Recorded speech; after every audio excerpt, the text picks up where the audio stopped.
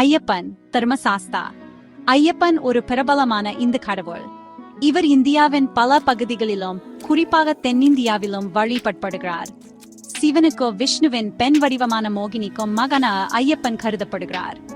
தர்மத்தை காப்பவர் என்ன பொருள்படும் தர்மசாஸ்தா என்னும் இவர் அழைக்கப்படுகிறார். சபரிமலை என்பது ஐயப்பனுக்கு அர்ப்பணிக்கப்பட்ட ஒரு பிரபலமான கோயில். இது கேரளாவில் உள்ள பெரியார் புலிகள் காப்பகத்தில் அமைந்துள்ளது. 18 மலைகளால் சூழப்பட்ட ஒரு மலை உச்சியில இந்த கோயில் அமைந்துள்ளது. ஒவ்வொரு ஆண்டும் லட்சக்கணக்கான பக்தர்கள் சபரிமலைக்கு வருகை தருகின்றனர். சபரிமலைக்கு செல்லும் வருடாந்திர யாத்திரை இந்துக்களுக்கு ஒரு குறிப்பிடத்தக்க நிகழ்வாகும். இது ஆன்மீக பிரதிபலிப்பு மற்றும் புதுப்பிச்சலுக்கான நேரம்.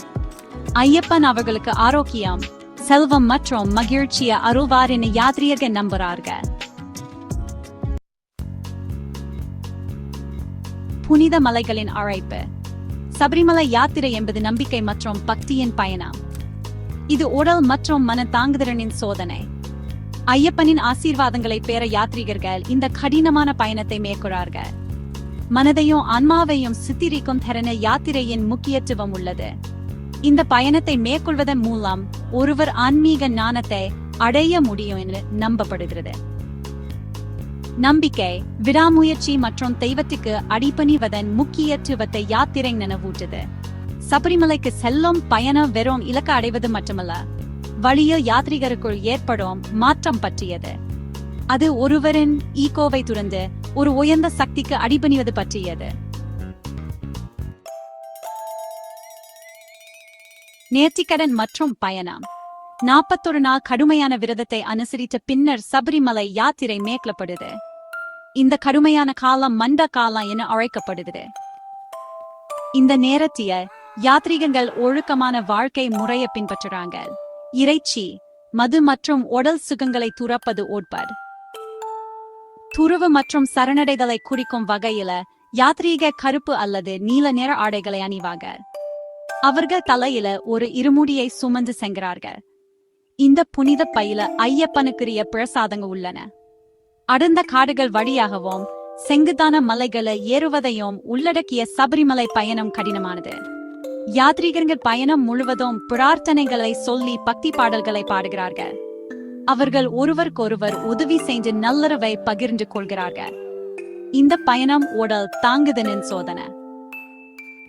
ஆனா யாத்ரீகர்கள் ஐயப்பன் மீது கொண்ட நம்பிக்கை மற்றும் பக்தியால் உந்தப்படுகிறார்கள். சபரிமலை யாத்திரை மரபுகளிலும் சடங்குகளிலும் மூழ்கியுள்ளது. வழியில் பல்வேறு புனித இடங்களை யாத்ரீகர்கள் பார்வையிடுகிறார்கள். ஒவ்வொரு இடமும் மது முக்கியம் வாய்ந்தது. அத்தகைய ஒரு முக்கியமான நிறுத்தம் எருமேலி ஸ்ரீ தர்மசாஸ்தா கோயில்ல உள்ளது.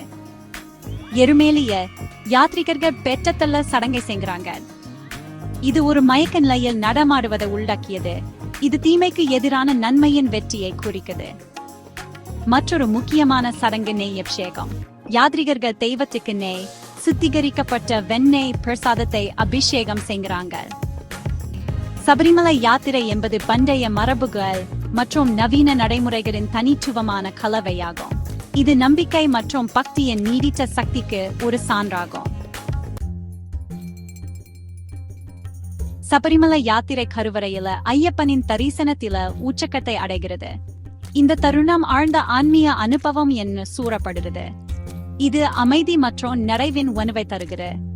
யாத்திரை என்பது வெறும் பொருள் ஆசீர்வாதங்களை தேடுவது மட்டுமல்ல, இது தெய்வத்துடன் இணைவதும் ஆன்மீக ஞானத்தை அடைவதும் பற்றியது.